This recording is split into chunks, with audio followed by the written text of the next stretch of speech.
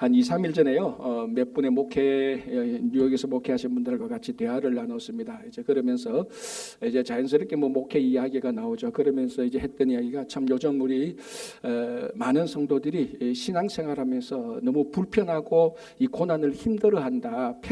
너무 편리한 쪽으로 가고 있다. 이제 이런 내용들이 저희들의 공통된 의견이었습니다. 이제 그러면서 우리도 했다면 우리 이제 이해가 된다. 왜냐하면은 이민생활 자체가 너무 힘들지 않느냐. 너무 지금도 힘든 분들이 있고 과거에 너무 힘들게 살았 분들이 많았기 때문에 신앙생활 할 때는 그래도 좀 편하게 편리하게 불편함 없이 하고 싶은 보상 심리가 있다.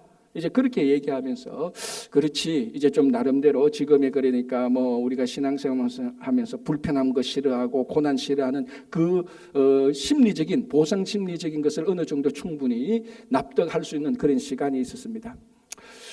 그럼에도 불구하고 신앙의 목적은 편하게 살고 진리를 외면하고 십자가를 외면하고 고난을 싫어하고 편리함이 신앙의 최우선은 아닙니다.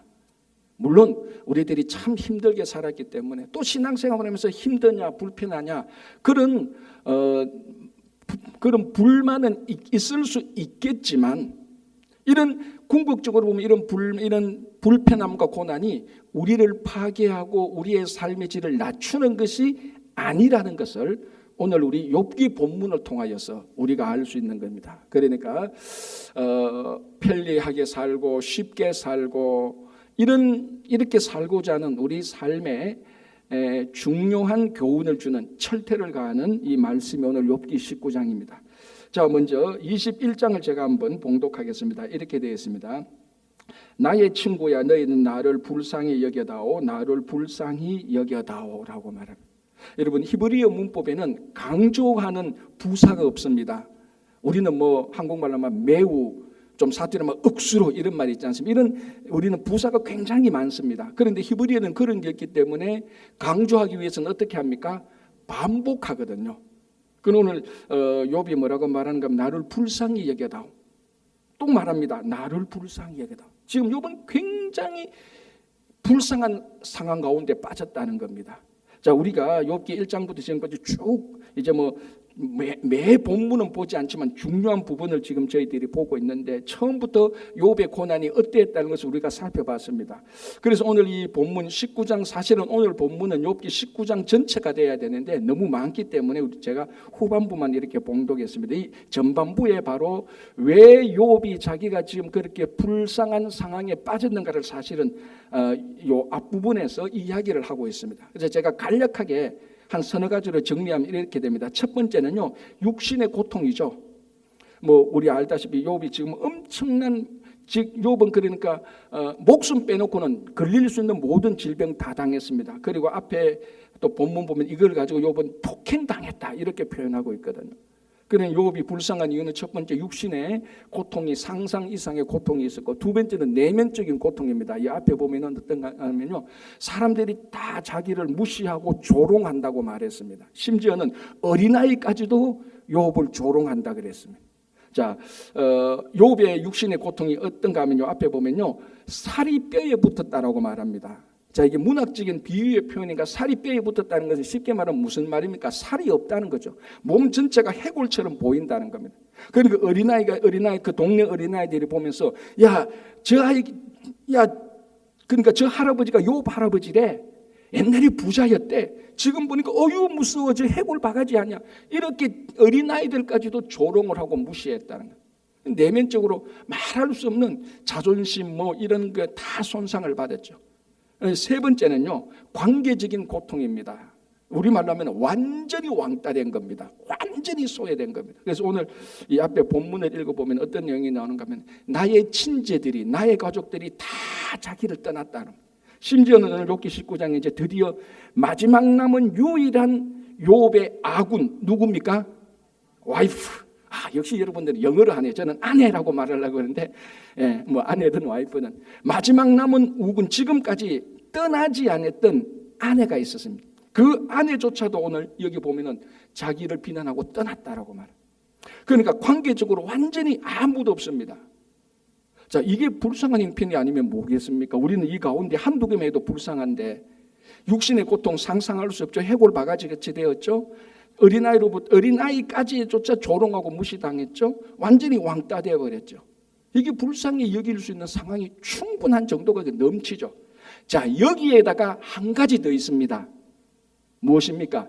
영적 고통이라는 겁니다. 하나님이 자기를 버렸다고 욥은 확신하고 있어요. 아직까지는. 왜? 욥이 자기 삶 속에 나타나지 않았으니까. 자, 우리 성도들이 정말로 방금 욥이 당했던 육신적인 고통, 내면적인 고통, 관계적인 고통을 당할 때 그래도 정말 하나님이 나를 위로하시고 하나님이 내 편이 되시고 하면 우리는 견딜 수 있습니다. 그죠? 그 신앙으로 사는 사람은 그거 견딜 수 있거든요. 그런데 이 마지막 영적 이 관계마저도 다 부서져 버렸습니다. 그러니까 욥은 지금 아무것도 없습니다. 그러니까 다시 정리하면 육신적인 고통, 내면적인 고통, 관계적인 고통, 영적인 고통까지도 막 엄습해 오니까 이거 뭐 불쌍히 여겨달라고 말할 수밖에 없는 것 아닙니까? 이게 지금 욥인데 욥의 그러니까 19장 앞부분에 욥의 총체적인 고난. 그러니까 이걸 볼 때 욥은 진짜 고난의 백화점입니다. 그러니까 이걸 좀 더 자세히 본다면 지금 우리가 당하고 있는 모든 고난은 욥 안에 다 있습니다. 그 욥의 고난이 우리와도 많이 겹쳐집니다. 차이는 우리가 욥이 가지고 있는 이런 모든 고난을 우리가 다 가지고 있지는 않을 겁니다. 그러나 많은 부분이 겹치고 욥의 아픔만큼 그 욥의 아픔에 우리도 동참할 수 있는 거죠. 자, 이런 욥의 고난을 보면서 우리가 어떤 말이 생각나는가 하면 이런 말이 있습니다. 슬픔이 슬픔에게, 고난이 고난에게. 여러분 슬픔을 누가 슬픔을 무엇이 위로할 수 있습니까? 슬픔은 또 다른 슬픔이 위로할 수 있어요. 고난은 또 무엇이 위로할 수 있는 줄 아십니까? 또 다른 고난이 위로할 수 있습니다. 자, 여러분 간단하게 생각해 보십시오. 내가 지금 말할 수 없는 고난 속에 있는데 한 번도 고난이라고는 당해본 적이 없는 우리 흔히 하면 금수저인 사람이 와서 야 힘내라고 말할 때 그 힘이 생기겠습니까? 네가 내 고난을 아냐고. 네가 어떻게 내 고난에 대해서 입을 댈 수 있느냐고. 너는 고난 모르지 않느냐. 그런데 오늘 욥의 고난을 딱 볼 때는 우리 고난하고 겹쳐지지 않습니까? 우리도 지금 욥과 같은 고난이 있지 않습니까? 몸에 질병인 분들이 있지 않습니까? 좀 극단적으로 의학적으로 암에 있는 분들도 있을 수 있는 것이고 관계적으로 막 왕따 되신 분들도 있는 것이고 육신이 아픈 분들이 있는 분이고 내면적으로 막 뭐 심지어는 가정에서조차도 교회에서조차도 또는 심지어 뭡니까 직장에서조차도 조롱하고 무시당할 수 있는 내면적인 고통도 있고 관계적인 고통도 있고 육신의 고통도 있고 정말 또 고통은 뭡니까? 이런 거 가지고 이 하나님께 기도하는데 하나님께서 또 응답도 안 하시는 것 같아. 이 기도 제목 가지고 내가 3개월 4개월 기도하는데 아무런 진전도 없고 오히려 일은 더 나빠지는 것 같아. 내가 기도 계속 해야 돼. 내가 교회 계속 나가야 돼. 이런 하나님 믿어야 돼. 이런 의심의 고난 속에도 우리가 다 있지 않습니까? 욥은 요 모든 것을 다 가지고 있거든요. 우리는 이 욥의 고난의 백화점을 보면서 고난이 고난에게 위로하는 것을 우리는 이 욥에게서 충분히 우리는 위로를 받을 수 있는 것입니다. 그러나 또 하나 중요한 것은 우리가 성경 전체를 통해서요 고난이 항상 우리를 파괴하는 것이 아니라는 것입니다. 고난은 우리 삶의 질을 낮추는 것이 아닙니다. 고난은 우리 삶의 질을 훨씬 더 우리 삶의 퀄리티를 더 성숙하게 하고 더 고급스러운 삶으로 되는 것입니다. 그 히말라야 고산족들이 양을 매매할 때 사고 팔 때 이제 양의 가격을 정해야 되지 않습니까? 그 보통 양의 가격은 어떻게 정하는가 하면은 일반 사람들이 양을 매매할 때 양이 이제 몸무게 달고 양의 건강 상태를 봅니다. 그리고 그러니까 이 정도 건강하고 몸무게가 이 정도고 나이가 얼마니까 이 정도 가격으로 친다. 그게 일반적인 양의 가격을 정하는데 히말라야 고산족은 그렇게 정하지 않는다는 겁니다. 양들을 딱 데리고 가서 매매하는 사람하고 산 중턱에 가서 양들을 풀어놓습니다. 그 풀어놓으면은 어떤 양은 아래쪽에 가서 꼴을 먹고 어떤 양은 위쪽으로 올라가서 꼴을 먹는다는 겁니다. 어느 양이 더 가격이 비싸겠어요? 위쪽으로 올라가는 쪽. 왜? 여러분 짐승도 아래쪽으로 내려가면 편합니다. 수월해요. 고난이 없는 겁니다. 짐승도 위쪽으로 올라가기 위해서는 불편하죠. 힘이 들죠. 고난이 있죠. 그러나 꼴은, 양이 먹는 꼴은 아래쪽에 많겠습니까? 위쪽에 많겠습니까? 위쪽이 많죠. 왜냐하면 아래쪽은 모든 짐승이 아래로 가서 다 꼴을 먹으니까. 그런데 그럼에도 불구하고 불편하고 힘듦에도 불구하고 위쪽으로 올라가는 양들은, 불편과 고난에도 불구하고 위쪽으로 올라가서 꼴을 먹는 양들은 앞으로 더 건강해질 것이라는 겁니다. 왜? 꼴이 더 많은 데로 가니까. 아래쪽은 지금은 편하고 지금은 좋아서 아래쪽으로 나가면서 꼴을 먹지만은 곧 얼마 안 되면 그 있는 꼴을 그 다른 짐승도 다 먹으니까. 그래서 산 비탈 중턱에 올라가서 지금 불편하고 힘들고 고난이 좀 위쪽으로 올라가는 양의 가격이 훨씬 더 가격이 높은 것으로 치고 매매를 한다는 겁니다. 요거 가만히 보면요, 우리 성도의 삶의 퀄리티하고 똑같지 않습니까? 여러분, 지금까지 우리가 살아오면서 또 우리 주변의 성도의 삶을 보면서 신앙의 퀄리티는요, 고난하고 정비례합니다. 물론 모든 사람이 다 그런 건 아니에요. 오늘 이거는 주제가 아니니까 좀 비껴가고, 그러나 일반적으로 볼 때 고난 없이 성숙해지는 성도는 아무도 없습니다. 제가 본 사람들 가운데 100% 이분의 신앙이 정말 좋구나라고 하는 사람들의 모든 배후에는요, 반드시 불편함을 감수했고 고난을 감당했던 사람들입니다. 제가 만나본 사람은 100%, 99%도 아닙니다. 자, 우리가 지금 욥의 고난과 겹쳐지는 고난이 있습니다. 정도에 따라 차이는 있겠죠.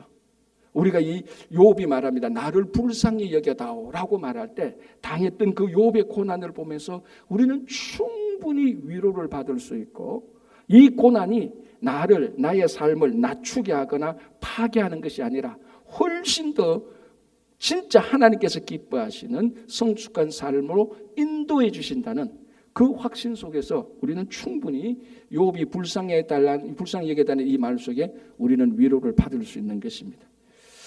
자, 다음에 욥기 19장 25절 보겠습니다. 아마 이 구절은 욥 전체를 통해서 가장 유명한, 가장 우리가 묵상해야 될 중요한 구절입니다. 25절이 이렇게 되어 있죠.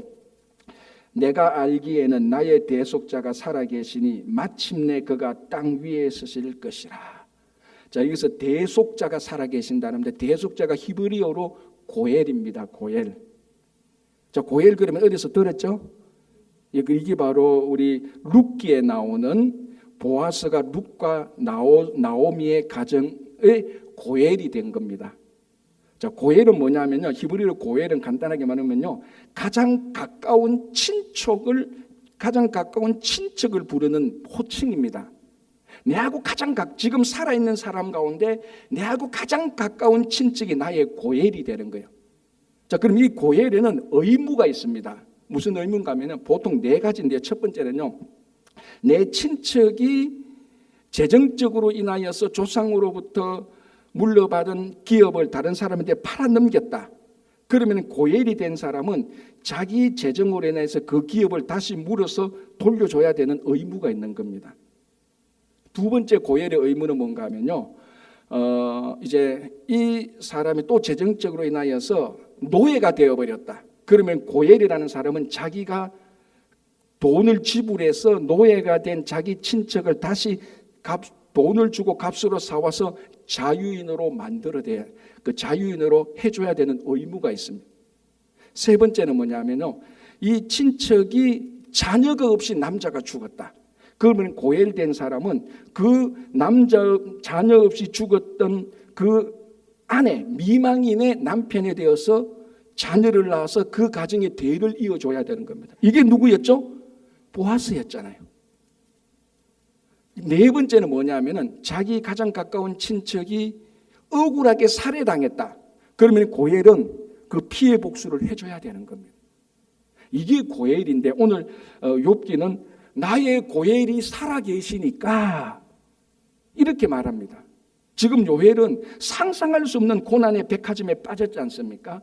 그럼 진짜 욥에게 필요한 건 사실은 고엘이 필요한 거예요. 이 오늘 본문에만 대속자가 필요한 겁니다. 그러나 욥의 현실 속에서 고엘이 있습니까, 없습니까? 지금 없죠. 왜? 자 보십시오. 아까 제가 말씀드렸는데 본문 안 읽었는데 제가 한번 읽어드릴게요.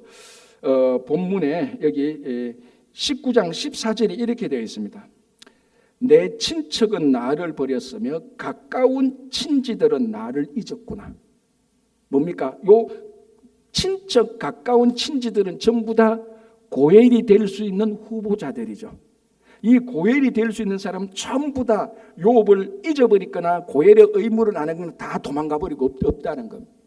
지금 욥이 살아갈 수 있는 이유는, 욥의 이런 총체적인 고난의 백화점 속에서 살아가고 있는 욥의 유일한 희망은 현실 속에서 누가 고엘이 되어서 욥을 살려줘야 돼요. 그런데 지금 현실 속에서 이 대속자가 없습니다. 고엘이 없습니다. 그런데 이런 절대적인 절망 가운데서 욥은 대속자를 발견하는 겁니다. 어디에서? 이 현실이 아닌 영원한 세계 속에서.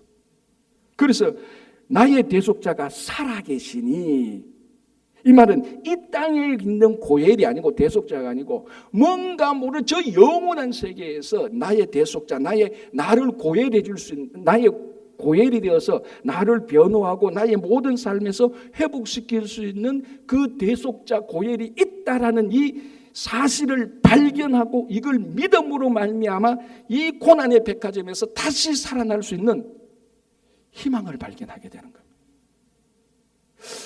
여러분, 이게 세상 사람하고 믿는 사람하고 근본적인 차이입니다. 여러분, 세상 사람이나 우리나 다 고난 똑같이 받습니다. 그죠? 제가 몇 번 얘기했지만 예수 믿는다고 교통사고 안 납니까? 아니, 똑같이 납니다. 여러분, 어떤 분이 이렇게 말합니다. 목사님, 내가 예수 믿고 기도하는데 왜 내게 이런 병이 생깁니까? 왜 내게 이런 아픔이 생깁니까? 여러분, 그거는 질문의 대상이 아니에요. 사실은 우리는 예수 믿어도 똑같이 사고당하고 예수 믿어도 부주의하면요 병에 걸려요. 그렇지 않습니까? 이게 이제 잘못된 신앙을 가지기 때문에 예수 믿으면은 나는 병균 하나도 내 근처로 안 와.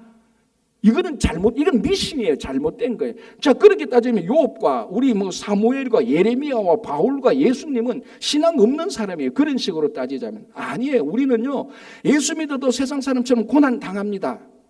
그러면 뭐 하려고 예수 믿냐? 차이가 뭐냐? 바로 여기에서 차이가 있다는 겁니다. 우리는 이 땅에 나를 대속하고 나를 변호하고 살려줄 수 없는 대속자가 없어도 영원한 세계의 대속자가 있다는 사실을 발견하고 믿고 거기서부터 새로운 희망을 우리는 살아가게 되는 것입니다. 그러니까 욥이 발견한 그 대속자를 우리가 발견하고 믿는다면 지금 우리 삶의 고난에서 우리는 충분히 희망을 발견할 수 있고 그 희망 붙들고 살아갈 수 있다는 것입니다.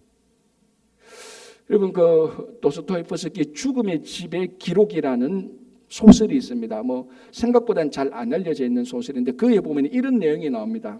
이제 이 소설은 사실은 이 도스토옙스키가 시베리아 그 수용소에서 4년간 자기도 그 감옥 생활 하지 않습니까? 그걸 이제 기초로 했던 자전적인 소설인데요. 거기 한 정통 유대인이 나옵니다. 자기하고 같이 감옥에 갇혀 있는 정통 유대인이 나오는데 이제 유대인이 금요일만 딱 되면 이제 안식일 시작되잖아요. 그 감옥 그 험악한 상황에서도 자기가 구할 수 있는 모든 것을 구해서 머리에 보자기 같은 거 쓰고 머리에 보자기 쓰고 이마에 팔에 이거 그 테필림이라 그러잖아요. 그런 거 만들어 가지고 금요일 밤만 되면 성경책 이런 책을 보면서 엉엉 우는 거예요. 막 통곡을 하는 거예요. 통곡을 하다가 갑자기 미친 듯이 막 웃기 시작하는 거예요. 막 환희와 승리에 막 참 웃는 거예요. 누가 옆에서 보면 천상 미친 사람이야. 아니 그렇지 않잖아요. 엉엉 통곡하고 울다가 아무런 이유 없이 갑자기 막 기뻐서 날뛰며 환희하고 웃거든요.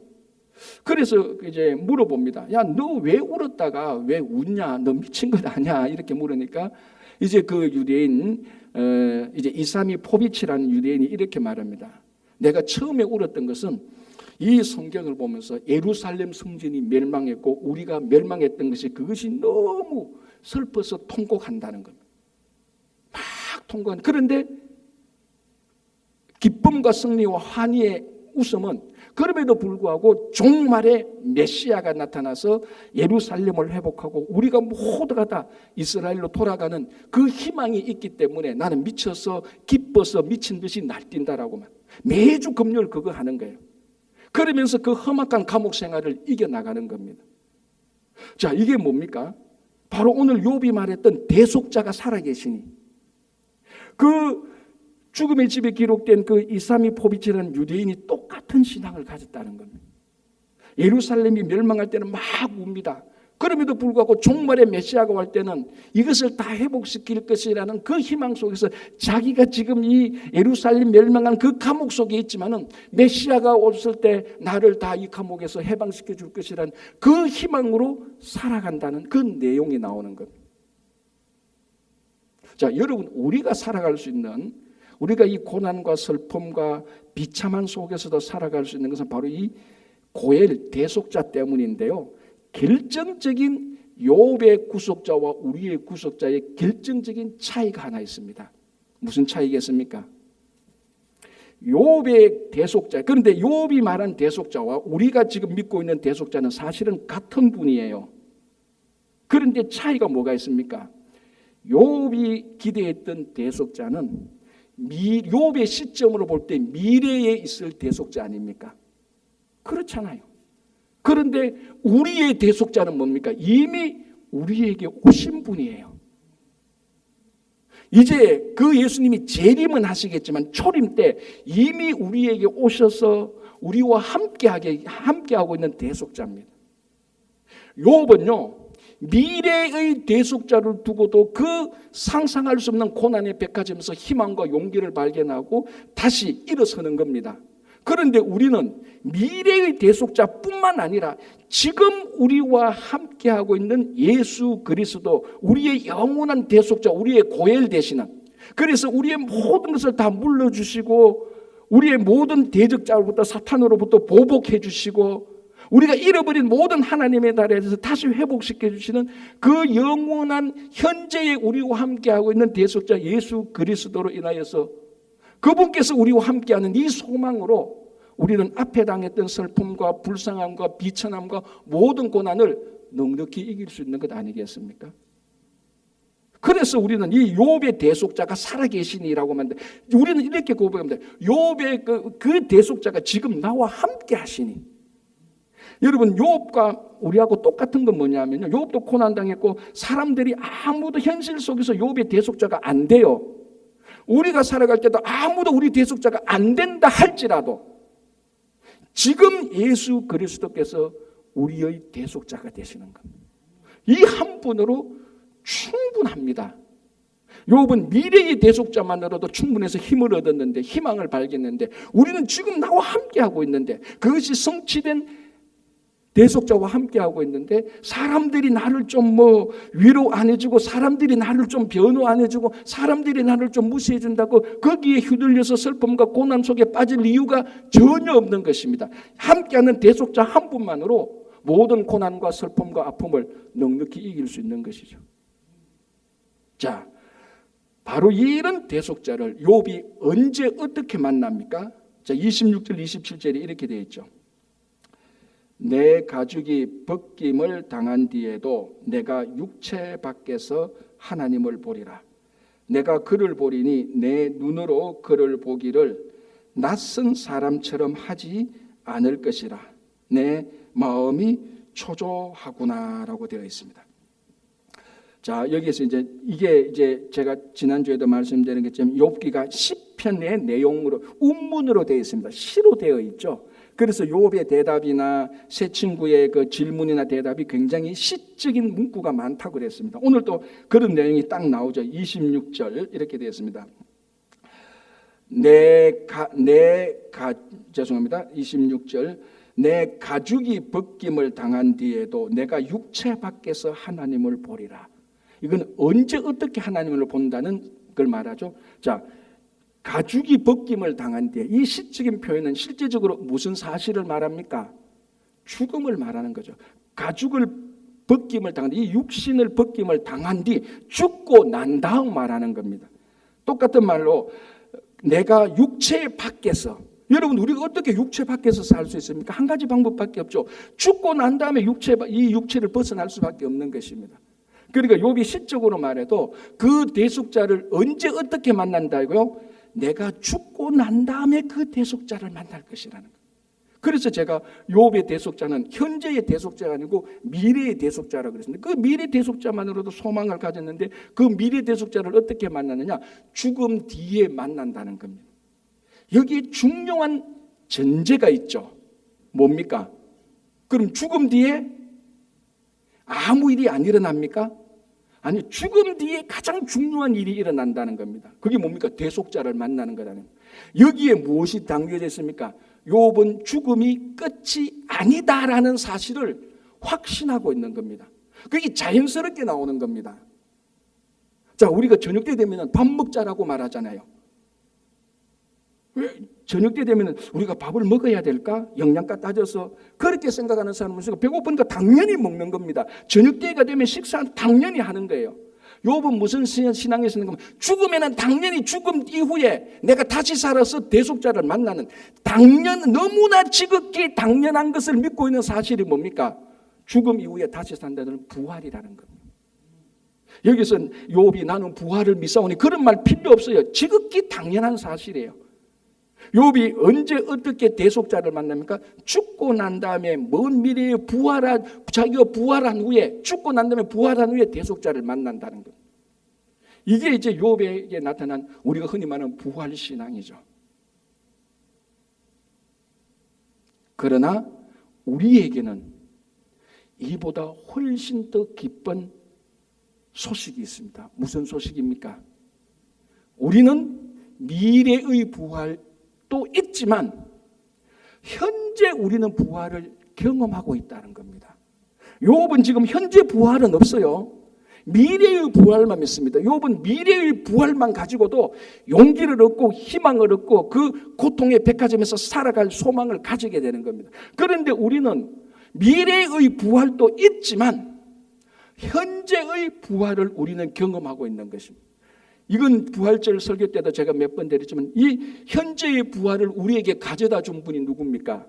예수 그리스도 아닙니까? 가장 대표적인 그것을 현재 부활을 지극히 보여준 사실이 뭡니까? 죽은 나사로를 살리셨습니다. 욥식으로 말하자면요, 나사로를 언제 살려야 됩니까? 종말의 미래에 다시 살려야 되는 거예요. 욥식으로 말하자면. 그런데 예수님은 욥식으로 말한 미래에 살린 게 아니고 그 죽은 다음에 만나서 욥의 죽은 나사로의 시신을 만난 그 현실, 그 장소, 그 시간에서 예수님은 나사로를 현장에서 오늘 그 시간에서 다시 살려내셨어요. 미래에 안 살린 거죠. 지금 살린 거죠. 왜? 그래서 예수님께서 살아서 나를 믿는 자는 죽지 아니라라고 말씀하신 거예요. 그리고 그분 스스로의 부활이 뭡니까? 예수님께서 죽었다가 잠잠하게 했다가 욥식으로 나중에 종말 때 우리가 죽고 난 다음에 부활하신 예수님을 만나기 위해서 그때 부활하십니까? 아니잖아요. 욥은 예수님은 죽은 다음에 3일 만에 바로 부활하셨습니다. 바로 현장에서 현실 속에서 내 삶에서 바로 부활하셨어요. 그러니까 욥이 기대하고 있던 대속자와 욥의 부활이 우리가 믿고 있는 대속자와 우리가 부활하고 일치하는 것도 있는데 차이가 있습니다. 유일한 차이가 뭡니까? 시점의 차이라는 겁니다. 욥은 미래의 대속자를 믿었고 미래의 부활을 믿었습니다.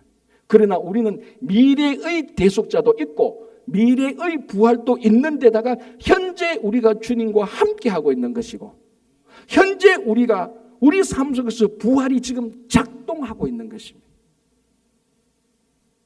그러니까 우리는 훨씬 더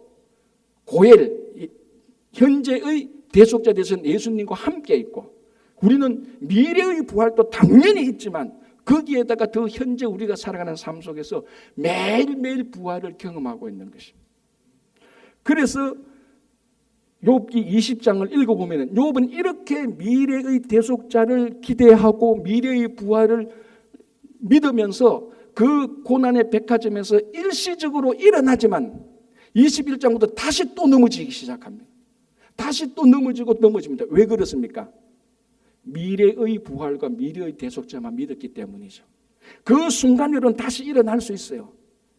그러나 일어난 이 삶이 계속해서 유지되기 위해서는요, 미래의 부활과 미래의 대속자만으로는 안 됩니다. 왜? 현실 속에 지금 나와 함께 해야 되니까. 지금 나와 함께. 자칫하면 그거는요, 어떻게 되는가 하면은 우리가 흔히 말하는 희망 고문이 되는 거예요. 그래서 기독교를, 성경을 비판하는 사람들이 뭐라고 말합니까? 저 기독교는 현실 도피야라고 말을 하는 거예요. 왜? 말을 해보는 거 전부 다 부활 있대. 근데 미래의 부활이야. 예수가 믿대, 하나님 믿대, 전부 다 죽고 난 다음에 하나님 만난대. 야, 너희들 그럼 현실의 문제는 어떻게 하냐? 너 현실을 다 도피하는, 현실 도피주의자냐네? 그렇게 비난을 하는 겁니다. 그래서 오늘 예수 그리스도를 만난 우리는 현실 도피주의가 아니에요. 부활도 미래에 있는 게 아니고 현실에서 있는 겁니다. 우리 구주 예수님도 나중에 재림할 예수님도 있지만 이미 와서 우리와 함께 하시는 그 예수님이 있는 겁니다. 그래서 우리는 이 신앙은, 예수 그리스도를 믿는 신앙은 절대로 현실 도피가 아닙니다. 우리의 고난과 우리의 슬픔과 우리의 눈물과 아픔이 현실 이 속에서 오늘 이 시간에도 지금 작동하고 있는 것입니다.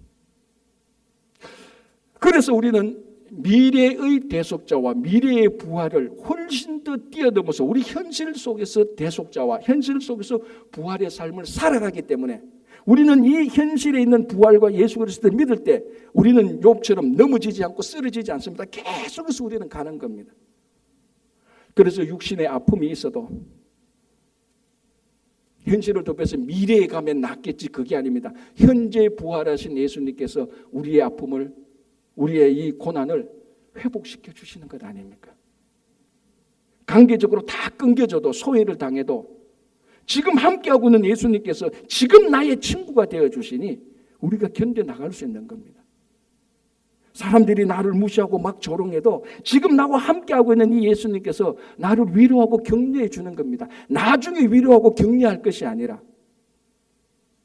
그래서 욥이 가장 어려웠던 영적 고통, 하나님은 왜 내게 대답 안 하시나 라고 말하지만 주님은 지금도 나와 함께 하셔서 나와 동행하시고 내가 얘기를 할 때 주님께서 대답해 주시고 우리는 주님과 대화하면서 함께 살아갈 수 있는 것입니다. 그래서 우리는 미래의 구속자, 미래의 부활에다가 현재 우리와 함께하고 있는 고엘 되시는 예수님과 현재의 부활을 살아가게 될 때 우리도 욥과 같은 이 고난 속에서 우리는 충분히 염려 없이, 두려움 없이, 불안하지 않고 위로와 기쁨과 즐거움으로 살아가시는 여러분 되시기를 바랍니다. 기도하겠습니다.